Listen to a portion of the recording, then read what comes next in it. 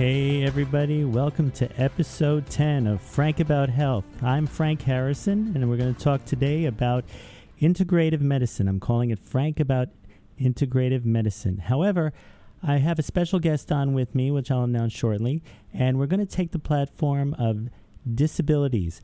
My logic is stemming from last week's episode, which was a re-recording of neuropsychiatric disorders, particularly major depressive disorder, and your conscious consultant was very informative about the way to look at it from a positive point of view.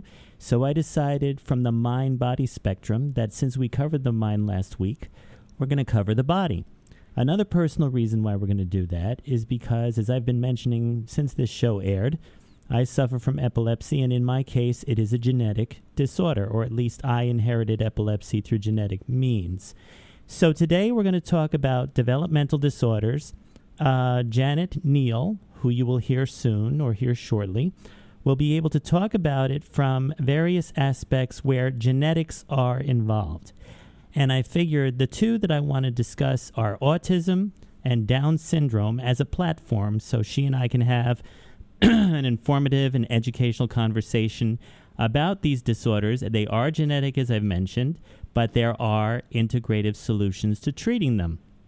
Because I've also been saying over the last 10 weeks, the important issue is quality of life. I said the variable QOL because when you understand with the disorder that you have, and let's say it's of the developmental kind, you want to know exactly how to improve your quality of life, especially since these disorders in particular are pretty much lifelong. So, I'd like to introduce to you all out there to Ms. Janet Neal. I had the opportunity to meet her through a mutual friend of ours who has been on the show, Retha Gray, and she is a commissioner on the LA Commission of Disabilities. Very informative woman. Also had the opportunity for her own radio show. I want her to explain her background because for me, when I heard it, I was amazed. So, Janet, I hear you out there. Yes. Thank you for coming on the show today. As I mentioned to you, this is a very important show because it kind of wraps up what I've been discussing over the last 10 weeks, and hopefully it'll open up a new chapter as I continue. So, everyone out there, I'd like to introduce you once again to Ms. Janet Neal.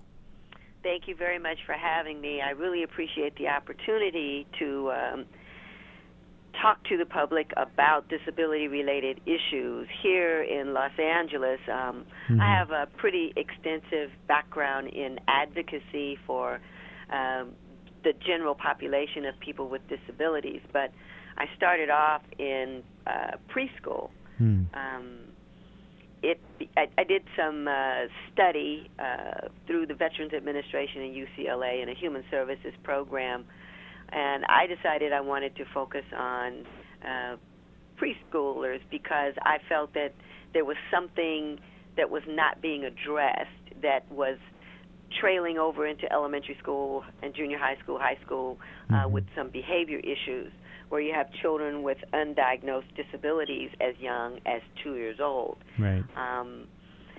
Very often it's denial of the parent, or they just don't know what to look for. And some of these children ended up being later diagnosed with autism, or I didn't have any particular children that had Down syndrome. My experience with them came much later, but there is a trend today to use the term special needs, which I absolutely hate. Yes. Because I think it does Generic. not tell you what it is that you need to deal with or how to address it. Right. I've had conversations with parents that have used the term, and they have expressed some behavior problems with the child because the child knew something was wrong, but not what and what to do. Right. They just felt left out or odd, which is where I came in, because I like for everyone to feel included, you know? Correct. Like for everybody to be able to participate on the level that they have the ability to participate on. So, correct. I think this is probably why Retha, Miss Retha, referred me to you, because she knows how long I've been at this. I've known Retha since probably junior high school. Wow. And at that time, my disability was undiagnosed. I didn't get diagnosed until I was 31 years old. Mm. And it was just really difficult for me because I was hearing all the time, because it is an orphan disease. Mm-hmm. I don't see anything wrong, so I was accused of making it up for attention. The problem was I was a concert pianist, so whenever I wanted attention, all I had to do was play the piano, and I got more attention than I wanted. Interesting. So I've always just been concerned about how people fit in,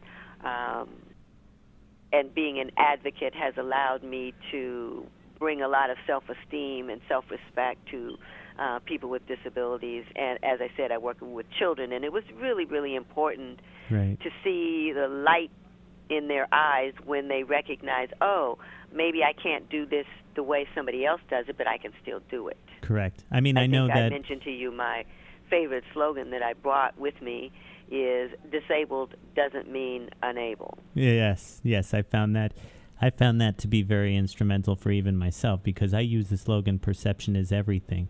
Mm-hmm. And I guess, epilepsy has a neural component for a lot of people, and it sometimes has been mistaken for a form of autism, but we are aware that that really is not the case, because there are so many variables surrounding something like epilepsy. But from what you've told me, especially from the fact that you've had to deal with the understanding of these disorders in the early years of the child as they're developing, it kind of creates the perception, as most people don't fully understand it, that in some cases they're referred to as retarded, or they don't fit in. I was just getting ready to say that was the basket that everything was put into. In fact, even with my sister, she was diagnosed, we can use that, as being 6 months retarded. Well, what does that mean?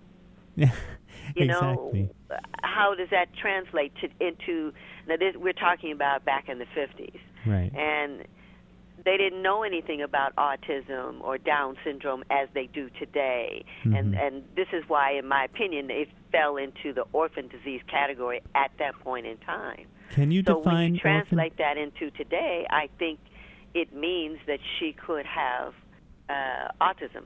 Interesting. Because autism is a spectrum. Right. And the reason I'm saying this, and I don't mean to call my sister out or anything, but I've tried to help her. Yes. And I've talked to mental health professionals to try and get at how she could be helped, and it was very clear that's probably what it was, is some form of autism. Now, can you define exactly for listeners out there orphan disease? I know you mentioned to me it's a category or a cluster. Yeah. It's a basket that they toss things into that they have no idea what it is. There aren't enough people with it for anybody to do any research, because they don't see how they're going to make any money off of it. And it's gets stuck into orphan disease category until there are enough people with it for them to do some research. And I'm going to use autism as an example because before Holly Robinson Peete and Autism Speaks came into being, there wasn't very much being done or known about the disease until because it was in her family. I believe it's her children that have it. Right. There just wasn't a lot of information or research or treatment for it. It's just all of these children were being treated as, quote, retarded, unquote. And I say it that way because that has become sort of an offensive word that we're trying to get people not to use. Correct. I mean, I figure I should have, just create a little definition for everyone out there. I mean, I know that you and I are very familiar with these disabilities and these neurological disorders, but I guess for those who want to be able to understand the core behind autism before we really further delve into the kind of integrative solutions we can do for people who want to live a better life with it, I figure I want to point out that autism in particular is a neurodevelopmental disorder and is characterized by impairment in things like social interaction, verbal and nonverbal communication, restrictive and repetitive behavior, and the diagnostic criteria always seems to be with symptoms that become apparent before age 3. Autism is highly heritable, but researchers suspect both environmental and genetic factors are causes, but even my opinion is that that's putting it into a cluster as well. Autism does affect information processing in the brain by altering how nerve cells and their synapses connect. These comparisons to Asperger's, for example, and other rare cases like epilepsy, it really is not a connection to them. They have their own construct, but it is essentially a unique developmental disorder with behavioral intervention and a lot of challenges as they are going through that treatment. And I guess for everyone who's out there, what I know that Janet's going to be helping us explain, especially in the next segment, is how we can be able to take autism from the perspective of the neurological foundation it has, or even the genetic foundation it has, and show how it can be used, as I call, as an asset. I have a very good friend of mine whose sister has Down syndrome, and I'm familiar with the fact that Down syndrome has a lot of opportunities for people to construct devices, put puzzles together at super speed, even be able to take apart a television and redesign it, among other things. I think that's all about object relations and the ability to, and in that particular case, use that development disorder for the purpose of helping out. Our friend Retha had mentioned she had a nephew who had autism, and apparently when his mother died, the siblings, I think a sister and a couple brothers, couldn't cope with the grief, but because autism has an affective component to it that isn't developed, he was the strength behind the family coping for that death. So I find them both intriguing, and I really want to explore more about autism and at the same time get into Down syndrome, but it appears that we're about to take a small break. And again, thank you for being here, Janet. I'm looking forward to us communicating even further. All right. All right. Hear you in a bit.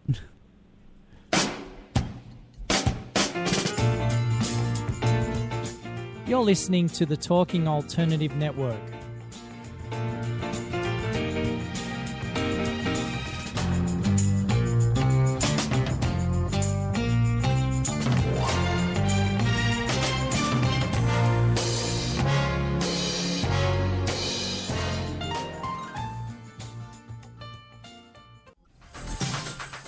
Hello, I'm JC. I'm Joan. And welcome to 21st Century Entrepreneur. We bring education, insight, knowledge, awareness, trouble, craziness, and fun for you, the entrepreneur who's looking to build your business and your community. Listen every Friday from noon to 1 Eastern on talkradio.nyc. And you can tweet us at 21st CE Radio or Talk Alternative.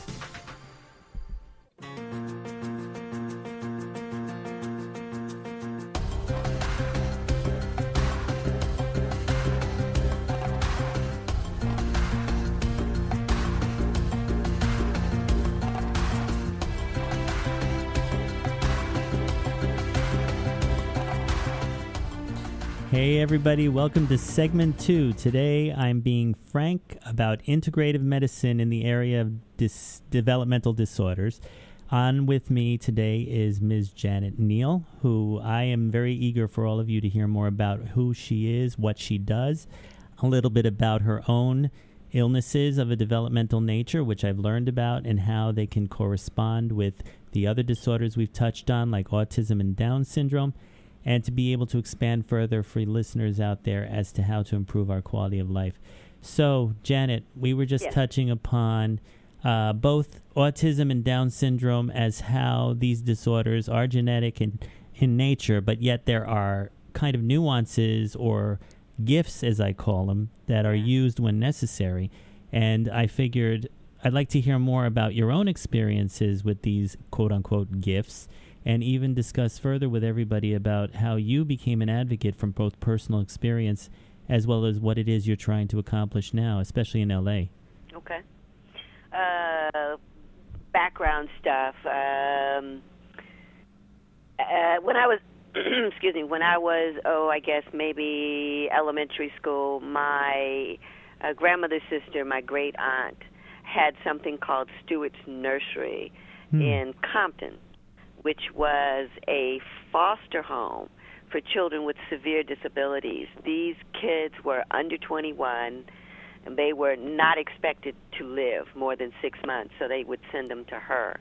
Wow. So they would have a place. I just had a lot of trouble getting my head around that as a kid. Is like, why are these kids here and not at home with their parents?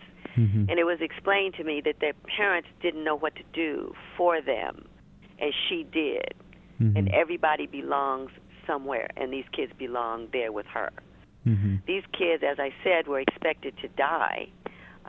Some of them were 21 years old and still in the cribs.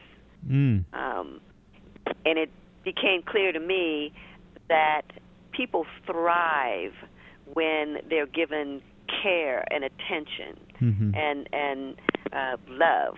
Yes. And some of these children that were expected to live, they took them away from her because they improved. Mm-hmm. And that was a big eye opener for me. And then going later into early childhood education and the rest of the things I did, but it also, I think, helped me to be strong in the diagnosis of my own disability. I have a genetic condition. It's linked to defective collagen. Anybody that's been to Cirque du Soleil, you've probably seen people with it because those are the contortionists. If you've been to the circus, you've seen the contortionists. Mm-hmm. They probably have it. Houdini had this. Paganini had this. Rachmaninoff had this. They thought Rachmaninoff had an extra digit on his fingers to play those notes on the violin, but Wow. it was actually the Ehlers-Danlos syndrome that allowed him to be hypermobile to reach those notes. The same thing with Rachmaninoff on the piano. Mm-hmm. The same thing with Houdini. All of those things that he could do is because of the Ehlers-Danlos syndrome. Wow. It is a very rare connective tissue disease. I think part of the problem with me being diagnosed is I do not fit the visual profile. It is people of Western European ancestry, and I'm black. So Wow. it made it even more difficult for it to be diagnosed. But the interesting thing is that I have it on both sides of the family, which is very rare. One of my grandmother's sisters died from the vascular type, which I do not have. I have the hypermobile type. Interesting. I think in the news everybody's heard of John Ritter, Yes. the actor John Ritter. He had a form of Ehlers-Danlos syndrome. There was a local basketball player, Hank Gathers, that was playing basketball and died on the basketball court from the complications of type 4, the vascular type of Ehlers-Danlos syndrome. Wow. When you hear people with ruptured aortic arches, prolapsed mitral valve, that's probably Ehlers-Danlos syndrome. It's related to something called Marfan syndrome, which is we can bring up an image of Abraham Lincoln and you see the hanging jowls and creases in his face, Yes. and his long fingers, his height, and his knobby knees. That is a sign of Marfan syndrome. Wow. And yet, as I've been saying, they have these extraordinary talents and have been able to succeed in the entertainment industry, in political means, in very creative means that most people, I guess, can only aspire to trying at one point in their life. But how would you classify, one, if any of those disorders have anything to do with Down syndrome or even autism? Maybe they don't. Maybe there's a connection that you could describe a little bit about. And I don't know of a specific link, but it doesn't mean that there isn't. It's just there's no research. Right. And I would have to say, if there the connection, to me, in my opinion, would be a neurological connection. Mm-hmm. Exactly. With the Ehlers-Danlos syndrome, there is, because you have a tendency to dislocate your joints. They come out of place on their own when you don't have the strength like the Cirque du Soleil people do to keep it in place. Yeah. This will cause some neurological issues based on nerve damage. Wow. I have neuropathy from the nerve damage from the dislocation. Oh, is there any connection to also diabetes in your case, or no? I don't, not that I know of, but it doesn't mean that there isn't. It's just there's no research. Understood. You know, and that's to me the part of the problem with the orphan diseases is there's no research. Something that we definitely have to change, I guess. Yeah, there's no research, there's no treatment, there's no medication. A lot of the individuals that have Ehlers-Danlos syndrome like I do, and there's 3 or 4 different types, some of them have morphine pumps. And I just decided that I wasn't going that direction. In their 30s, they've had bilateral knee replacements, hip replacements, shoulder replacement, finger fusions, spinal fusions, neck fusion, prolapse, kidneys, you know, all of these different things. And it just, there's no treatment for that. There's nothing you can do to fix that, you know. Replacing the knee doesn't really work. Unfortunately, some of these people were misdiagnosed as something else, and that's very, very common. And so it presented as loose or lax joints with the ligaments being too long and not stabilizing the joint. So they did surgery, excuse me, to shorten the ligament, but that doesn't work because it doesn't heal properly. It comes loose. The surgery comes loose. And they have to go back in there again and take a little bit more tendon, and ultimately you will end up with a fused joint, which is going to wear the joint out, and you'll end up having to replace it, because I mentioned the knee replacements, and I said bilateral, which means it's been replaced twice. Wow. And these are people in their 30s. They also have heart attacks. People having heart attacks in their 30s is just unheard of, and which, back to John Ritter again, his brother, Tom Ritter, who I'm very well acquainted with also, was a member of the city's Commission on Disability when I was on that commission, went and had some corrective surgery. John Ritter knew that there was something wrong. He just did not deal with it. Do you think that he knew any of that when he was on the set of Three's Company, or even his other show, 8 Simple Rules? I mean, it's like... And wow. by the way, you know Aretha worked on that show. Yes. At the Regal Beagle. You know? Yes.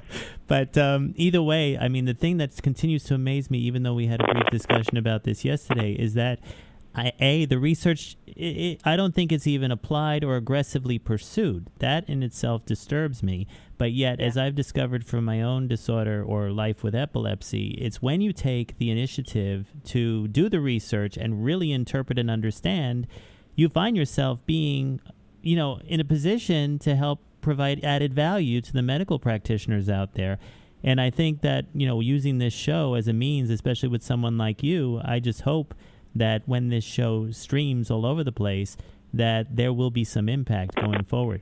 The thing that I find that you have to be your own advocate. When you know something is wrong, and if you have pain, don't let somebody convince you that you don't. Right. You know, if you don't feel well, don't let somebody convince you that you're making it up. You know, I like I said, I heard that all my life from a kid.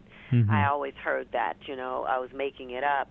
But you have to advocate for yourself. Yes. And as you go through the litany of doctors that you may have to see, you have one that says, I don't see anything, then you move on. Find another one. Yes. Until you find somebody that's willing to work with you symptomatically until they can figure it out. Yep. I think this particular disease has a lot of problems with pain management. I mentioned the morphine pumps, but I also had another friend who they have given her fentanyl pops. I think fentanyl has been in the news a lot because it's a very powerful drug. And they usually give fentanyl pops, that's a lollipop, to terminal cancer patients. Really? This lady was in her 30s. I mean, and they decided all of this trying to deal with this affected her personality. Wow. So she ended up with some mental health issues, and the last I heard, because her family did an intervention that went really wrong, went badly, and she ended up institutionalized when really the only thing wrong with her is that she has Ehlers-Danlos syndrome. And So she's just trying to live with it, and it's just very hard for her. Yeah, so the lack of understanding and proper treatment made it a comorbidity, which really ended up being the primary disease for her at the Yeah, end because of it. then it goes into the mental health aspect of things, and now you've got a compound problem where because your behavior, which is a reaction to the condition, is in the way of the treatment Right. that you need to have to try and make you physically more comfortable because you are in emotional or psychological agony. Correct. I mean, it's like the people with Down syndrome. Essentially, it is a third copy of a chromosome, and that is what creates an entire longevity, a life of having to deal with continued treatments and screening because of any simple health problem, like, for example, the flu. And I guess what I find interesting is that when you have things like, okay, they have a certain facial look about them, but they also have an IQ of 50, the typical 6 or 8 year old. I mean, that's one aspect with the gifts that they have to make things constructive, and yet they have to be to be monitored, because it sounds like to me similar to that person you mentioned that ended up being institutionalized. The comorbidity becomes the reality, and still the lack of understanding and lack of research leaves everybody still in a quandary. Lack of understanding, and I think acceptance. You know, just because I don't understand something doesn't mean that I can't accept Right. that there's an issue here, and I think that that's a problem. Right. With people that because they can't see it or they've never heard of it, oh, I don't believe you, Yes. and you look okay to me. Yes. You know, we get that a lot. We call them also hidden disabilities. Well, speaking about hidden, we're about to take another break, Okay. but I do want to talk to you about these aspects because of the fact that I know you've been doing a lot of research in LA and working on a lot of, I guess you could say, programs and campaigns and fundraising efforts to really support these kinds of research that need to be conducted. So I guess I could just say when we come back, I really want you to go right for the kill and describe all of this because, as you know, I found it informative yesterday. All righty. All right, hear you in a bit. All right.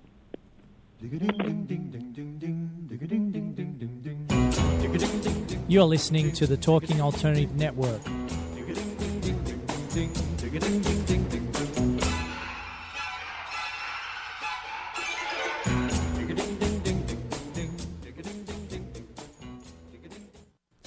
Hi, this is Rob Kay, And I'm Callie Alpert. and we're hosts of The Rob and Callie Show. Are you looking for a show that talks about real stuff like life, love, the pursuit of being yourself? Then you have come to the right place because we cover topics ranging from chivalry to gratitude to your relationship with money and everything in between. So listen to us on The Rob and Callie Show Tuesdays, 8 to 9 o'clock Eastern Standard Time on talkradio.nyc.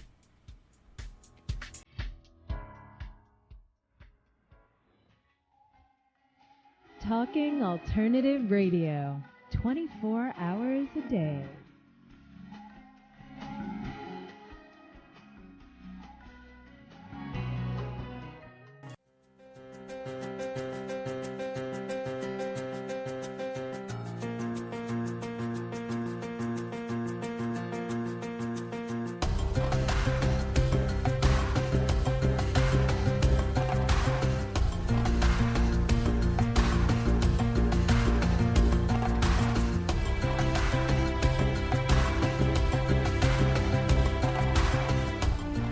Hey everybody, welcome to segment 3 where I'm being frank about integrative medicine on the focus of disabilities with Ms. Janet Neal, who's on the other line. Very informative, very inspirational. And we've been talking at the core about Down syndrome and autism, but as you can see, that serves as a foundation of understanding that developmental disorders are predominantly genetic, in some cases neurologically, but at many points it just shows that any kind of genetic disorder that's just not understood and with the lack of proper research continues to remain what I call the quandary, but at the same time just a perception which socially leaves people with these developmental disorders in a box, a social box. And what we're trying to do, especially on this episode of Frank About Health, is be able to educate how they don't have to be in that position. So, Janet, please do me a favor, do the audience a favor, and really explain the kind of efforts you're doing to help deal with the lack of research that's going on, especially in your commission. I'd like everyone to learn about that. Well, I am the first vice president of the Los Angeles County Commission on Disability, having been the president for many years of the city's Commission on Disability, and I just want to make a distinction there because some people lump all of this together, but one is the city and one is the county. Mm-hmm. The city one was started in the early 90s by Mayor Tom Bradley. Before that, he had something called the Los Angeles City Council on Disabilities, which was citywide, where each member of city council appointed a few members, 5 members to this board. The mayor appointed 15, and we were all over the country. All over the city, and we learned from each other advocacy. There was no one with my particular disability. There was no one there that really looked like me at all. They were mostly affluent people that lived in the San Fernando Valley that used wheelchairs. Wow. And I was very different from that. I'm from the inner city. I'm black, and I don't use a wheelchair. I don't use any assistive devices. But they pulled me in and taught me so much. And that is what I have tried to share in my advocacy career from the city to now the county. One of the things that we have done with the county commission is that we have a scholarship program for people with disabilities, specifically students transitioning from high school to college, or a college student that wants to further his or her education. Yes. We've had one student from Harvard apply for a scholarship 2 years in a row and received it. And I was very impressed with that. He was also a veteran because, again, we're across the spectrum of disabilities. And I happened to have met a young lady from Jefferson High School. She was Hispanic, and she had the same disability I have. And it was good for her to see somebody my age and having had a career and being somewhat of a success. Because she, again, she's going to college and didn't really know of anybody else, or had seen anybody else, or been able to talk to anybody else with this particular condition. So that kind of made my day, and it just really keeps me motivated to keep going, to try and encourage others to not get stuck in this little box that people try and put people with disabilities in with low expectation. I think something I learned from a lady known as Mary Kay Ash. I think everybody's heard of Mary Kay. Yes. She used to say, anything the mind can conceive, you can achieve. And I believe that. Amazing. And I think agree. you have to recognize what you can and you can't do, and then go forward from there. Correct. It doesn't mean that somebody else can tell you what you can and cannot do. I don't know if that's clear, but you're the only one that can decide. Right. I think people out there who have these disabilities, who in some cases become either interdependent or dependent even, actually listen to what people say you can or cannot do, and they oblige. They just simply don't do what they thought they can do and what other people said they can't. And that I think is just simply wrong. Yeah, I've seen. I'll give you one example. This is a different type of a disability, but this young man, I think maybe between 10 and 12 years old, who was deaf, and I don't believe he had ever been to school. Wow. And his mother always told him, being overprotective, yes, don't open the door if she isn't home. So the other neighbors and the other children in the neighborhood noticed that they hadn't seen him for a little while. And they went down to the house to check on him, and he looked out through the curtains on the door, and Right. they could see him, but he wouldn't open the door because his mom told him not to do that. So this went on for almost 2 weeks. So finally, since no one had seen the mom, they had the LAPD to do a safety check, and they found the mother had died. Ugh. And so now we have this young man that's probably going to end up in foster care, which is not going to help his disability. And he can't read, he can't write, he has no social skills, he knows nothing about fending for himself. And I think that you, and I hate to use this word, cripple, but you cripple your children by not allowing them to self-actualize, not allowing them to do the things that they can do for themselves. Right. I totally agree. You know, it's just like people with epilepsy. I mean, that's a disease that goes thousands, millennium years old, and then yet the medical profession, I have found, is looking at it as a new disorder. Well, not new. I mean, we're talking 60 years, 50, 60 years, and still continuing to do the research predominantly in the area of medications. The genetic testing continues, but I personally don't think any results will come from it until like the year 2030. Or even as higher than 2050. But still, a lot of it may stem from the commercial attributes that the pharmacy companies continue to make from the profits. I think that's the bottom line on all of this. What I said before is somebody has to figure out how they're going to make some money off of this before we get the help that we need. Right. My mother had a seizure disorder. They didn't say she had epilepsy. They called it a seizure disorder because they couldn't really figure out why. When she died, she was status epilepticus for 3 or 4 months. And what that means is they were able to stop her physical seizure, but they couldn't stop her brain seizures. And so they just gave her drugs. And the status epilepticus means ongoing, continuous, like a battery that's just short-circuited and continues to just... And you can't switch it off. I mean, it sounds like Lennox-Gastaut syndrome. There was a movie, a documentary on PBS back in May or June. It was called Seized, Understanding the Mysteries of Epilepsy. It was well received by our medical center here, the NYU Langone Medical Center. But yet, I even discovered that aside from the new treatments like medical marijuana or even the continuation of doing drugs or installing little technologies into the brain to stop the seizures, it's still... in my mind, is like a Band-Aid. And from that perspective, one of the patients in there who had Lennox-Gastaut syndrome has seizures every minute. She was diagnosed at 6 months and ended up literally at 13 with the personality of a 1-year-old. And it's just a shame because it was genetic and it was not stoppable. She was given the medical marijuana. It didn't help. Her medications were doubled and tripled. She was taking 4 or 5 of them. That didn't help.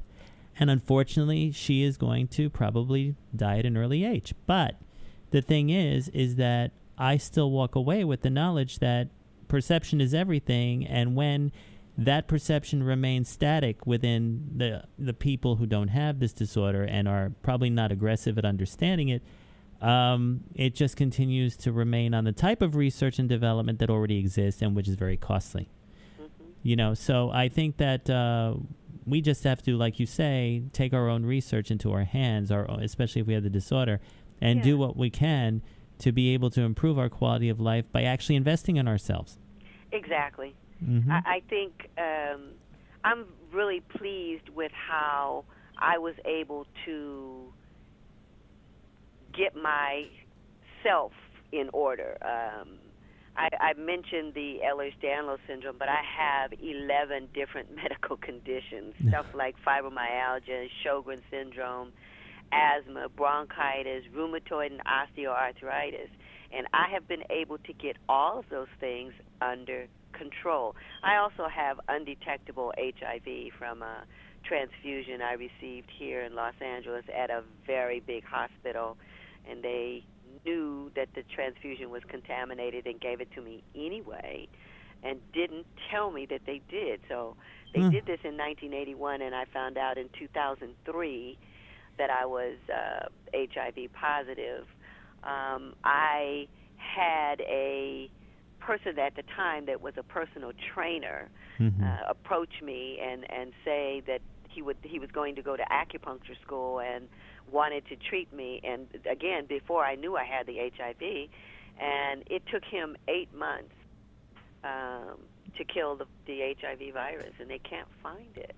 There is no test that they can give me that shows the virus, and that's not supposed to happen according to medical research and study.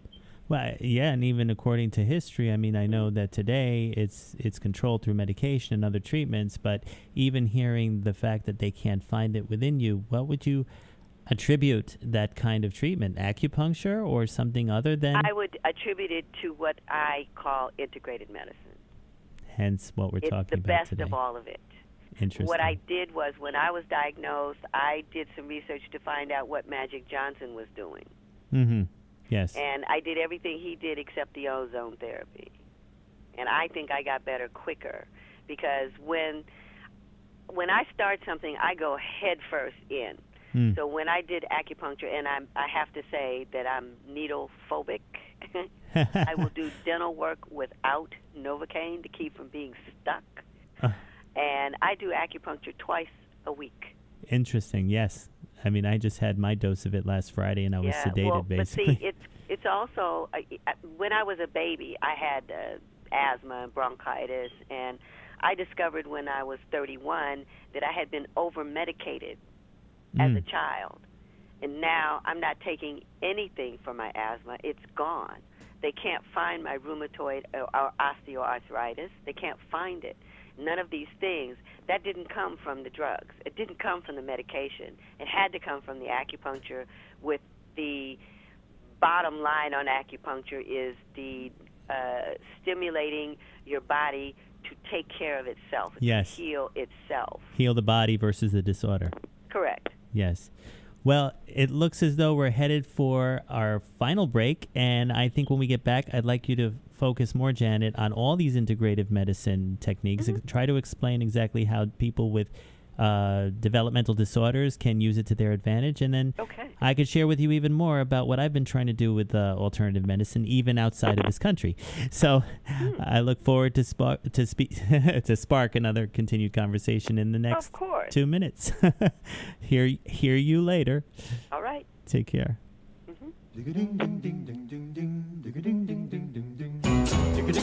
You're listening to the Talking Alternative Network.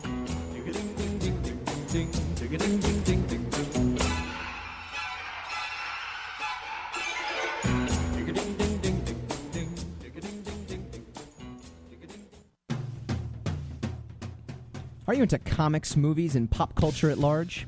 What about music and TV? Then you're in for a treat. This is Michael Dolce, your host on TalkingAlternative.com. I've been professionally writing comic books, screenplays, and music articles for almost 15 years. Catch my show, Secrets of the Sire, at its new primetime slot, Wednesdays, 8 p.m. Eastern Time, and get the inside scoop on the pop culture universe you love to talk about. For more info, go to secretsofthesire.com.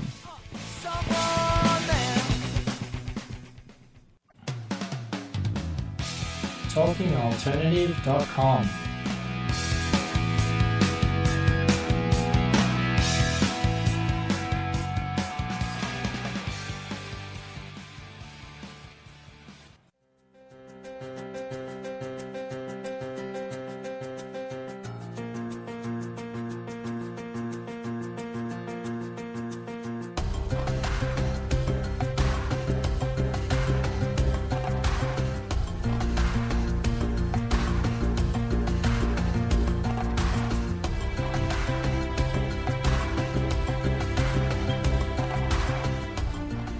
Everybody, welcome to the last segment of this episode of Frank About Health, where I'm being frank about integrative medicine, especially now in this segment. It's very important. For the last 45 minutes, we've had a chance to speak with Ms. Janet Neal, who's really, in my mind, explored or brought about new issues and new challenges that people with various developmental disorders have to face, but at the same time can actually deal with. And Janet, I wanted to share with you some information about me with epilepsy. As I said earlier, it is genetic, and then as a result of one seizure that I had in 2003, I repeatedly banged my head on the floor and developed a lesion, which gave me partial epilepsy. Only this past summer, I was diagnosed with nocturnal seizures. I had 3 of them while sleeping. I didn't even know they existed. I do know that's under control right now, thankfully. Good. But what I did understand for me is that what controlled that was acupuncture. Yeah. And at the same time, what continues to control my epilepsy are very interesting and least toxic drugs. One in particular, which I've expressed on the show, called Lamictal, which also has psychotropic properties, helps with increasing energy and reducing depression. Mm-hmm. But what I've also discovered, which I'm sure a lot of people have, is that these branded drugs are no longer affordable. And speaking about affordable, the Affordable Care Act does not seem to be providing any support in the area of drugs, especially for epilepsy, and I'm sure for other kind of developmental disorders. I've had the opportunity to have on this show 2 people who are the owners and I believe even the developers of Mark's Marine Pharmacy based out of Vancouver, Canada. At this point, for practically the same price as 1 bottle of my medication, I can get a 3.5, 4-month supply of the drug for the same price and without insurance. So, I am a proponent of getting your medication outside of the U.S. But at the same time, I am a proponent of the way that they do their treatment of patients. They actually go through a holistic approach. When they speak to a new patient, they first find out what their disorder is, why they need the medication, how they think they've developed it, what their doctors have said. But then they also contribute what they think can be used to treat it. One of the things they talk about are herbal medicines. They talk about, of course, acupuncture. They talk about even other things that they are creating in their own laboratories that they've found to be productive for their Canadian residents. And I have been really talking to them about this show and the value we can provide to them, especially since at this current time, 98% of their business is from the United States. You know, so with all that information about my background and what I've been trying to do, it's like me being an advocate for everyone out there to continue to do the research, to continue to get the best treatment. But with what you've explained over the last 45 minutes, I definitely would like to know your thoughts on what I've been doing and how that probably fits what you've been doing and how we can go forward from there. Ooh, big old question. Yeah, I know, right? At 15 minutes, but 15 hours worth of conversation. Yeah, well, it's going to take me about another week and a half to answer that question. But I think that you have to be your own advocate. I think that, which is something I said earlier about if something is wrong, don't let somebody talk you out of it. Right. I've had loss of medication because I've been stuck with Medi-Cal, and Medi-Cal doesn't really care what your diagnosis is. Some stuff they'll pay for and some stuff they won't. They also will let you have stuff for a little while and then take it away. Which is part of the reason why I was happy to be able to do the acupuncture, because it's gotten me away from that.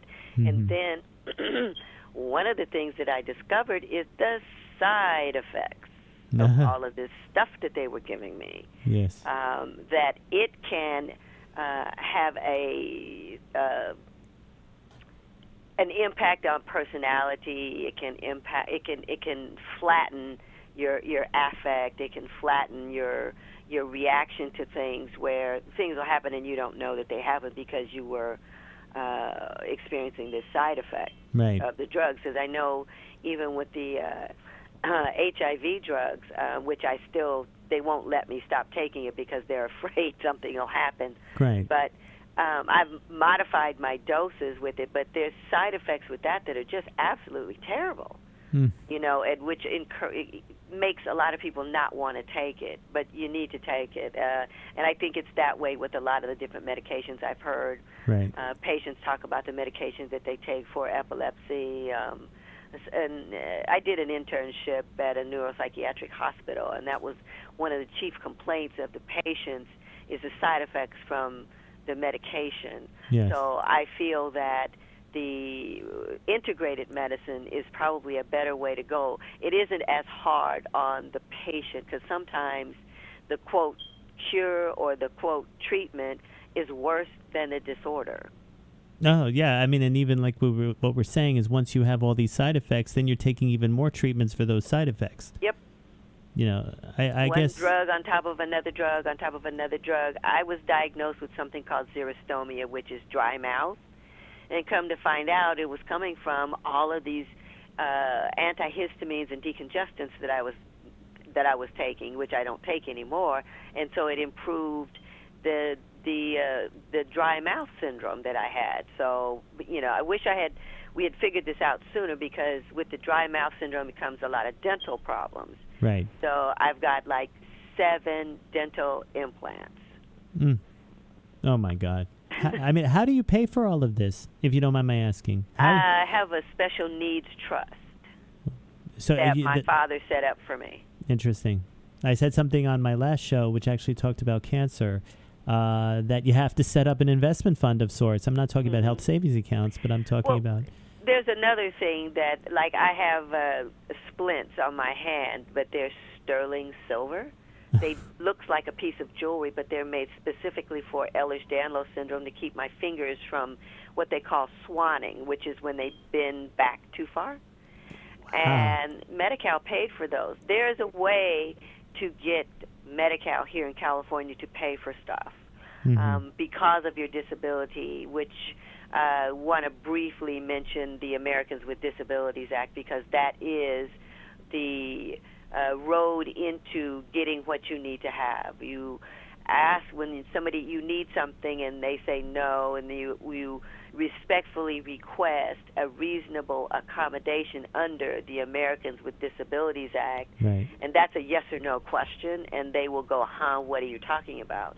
No, we can't do that. And they say, okay, so then you're refusing, and they'll say yes or no, and you say, okay, well then that's failure to provide a reasonable accommodation under the Americans with Disabilities Act, and you go straight to the Department of Justice and make your complaint. Now, on that note, what do you think is going to happen depending on who our new president is with these acts? Or maybe that's not an appropriate conversation right now. Oh, it is. It is. I'm very worried with one of the candidates, with the dismissiveness and the marginalizing of groups of people. I'm very concerned because I keep hearing some of the programs that benefit people with disabilities or people that are below the poverty level are considered entitlement programs.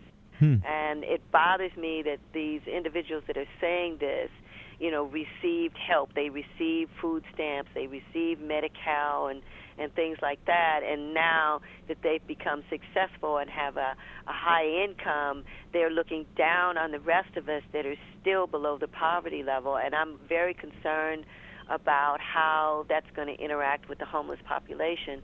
We have too many people with disabilities that are on the street, and most of them have mental health issues. Yes. What do you think that's going to do for integrative medicine with all these holistic techniques and acupuncture and everything we've been talking about? I don't think that it's going to, the federal level is going to catch up. I think here in California we will probably catch up before anybody else. I'm hoping that at some point in the very near future, our governor will sign something that gives more credence and credibility to acupuncturists and the alternative medicine. It's coming. It's just slow. Right. The insurance companies don't want to pay for it. It gets people well, and that's not what they're in the business of. They're in the business of people being sick so that they can charge you over and over and over again for treatment that, as I just said, you end up getting too much medication and all these side effects. We have people that have become dependent on pain medication and things like that. I would like to see something happen within the alternative medicine community to lessen that particular burden on society. I also think, going back to the Down syndrome, excuse me, and the autism, I also feel that acupuncture has a direct impact on those conditions also, to allow you to manage your condition better. Because it is affecting your body, which is in itself being, the genetics are basically continuing to manifest whatever symptoms are with those. Well, I have a theory that because of something I did called neuromuscular re-education, where you basically reboot your nervous system, so that when you have a neurological issue, it can soften. It also helps to, I'm going to use the term, massage a gene, because genes can change. Amazing. Just like they mutated to cause the disability, with constant reinforcement, like I'm saying, through the neuromuscular re-education, constantly sending a new, clear message. Right. The body reboots, and that makes that old message of the illness in the past and not a new memory. You make new memories for your muscles, because muscles have memory. Right. Nerves have memory. It all has. So you have to get rid of that old memory of the illness. Yes. I hope this is not too complicated. No, but actually, it's like reprogramming it. It's like wiping your computer clean and going and starting all over again. It's rebooting your body. When I've done the neuromuscular re-education, right after the treatment, the therapist would have me write, which I couldn't understand why she would have me do this. But once I started doing that, I could see why, because I noticed a difference in my handwriting. I could read it. Yes. I noticed my thought clarity. It's so what that was doing was increasing the serotonin, which is a neurotransmitter. I don't mean to interrupt you. I've just been given the signal that it's time to end. I definitely am going to give you a call and talk further. Thank you so much. I told you we could do this forever. I know. Janet, you've been the best. I appreciate this. Ladies and gentlemen, thank you for being on this episode of Frank About Health. I will be in touch pretty soon. Janet Neal, everybody. You can check her out on Google. And ladies and gentlemen, this is a wrap-up. Thank you again. Thank you. All right, take care. You're listening to the Talking Alternative Network.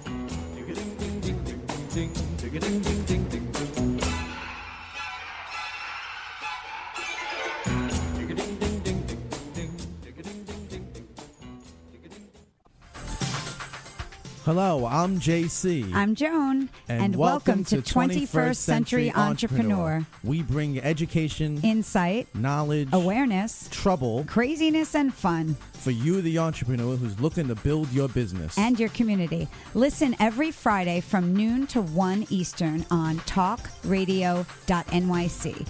And you can tweet us at 21st CE Radio or Talk Alternative. Hey, all you crazy listeners. Looking to boost your business? Why not advertise on Talking Alternative with very reasonable rates? Interested? Simply email at info@talkingalternative.com. Are you into comics, movies, and pop culture at large? What about music and TV? Then you're in for a treat. This is Michael Dolce, your host on talkingalternative.com. I've been professionally writing comic books, screenplays, and music articles for almost 15 years. Catch my show, Secrets of the Sire, at its new primetime slot, Wednesdays, 8 p.m. Eastern Time, and get the inside scoop on the pop culture universe you love to talk about. For more info, go to secretsofthesire.com.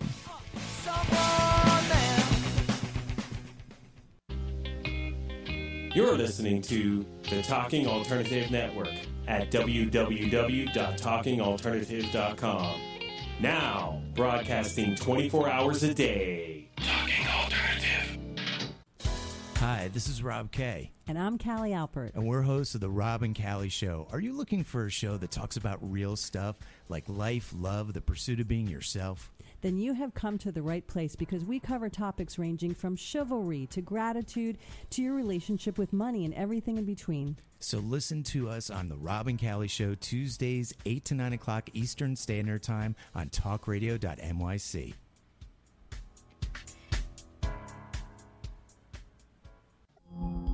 Are you a conscious co-creator? Are you on a quest to raise your vibration and your consciousness? I'm Sam Leibowitz, your conscious consultant, and on my show, The Conscious Consultant Hour Awakening Humanity, we will touch upon all these topics and more. Listen live at our new time on Thursdays at 12 noon Eastern Time. That's The Conscious Consultant Hour Awakening Humanity, Thursdays 12 noon on talkradio.nyc.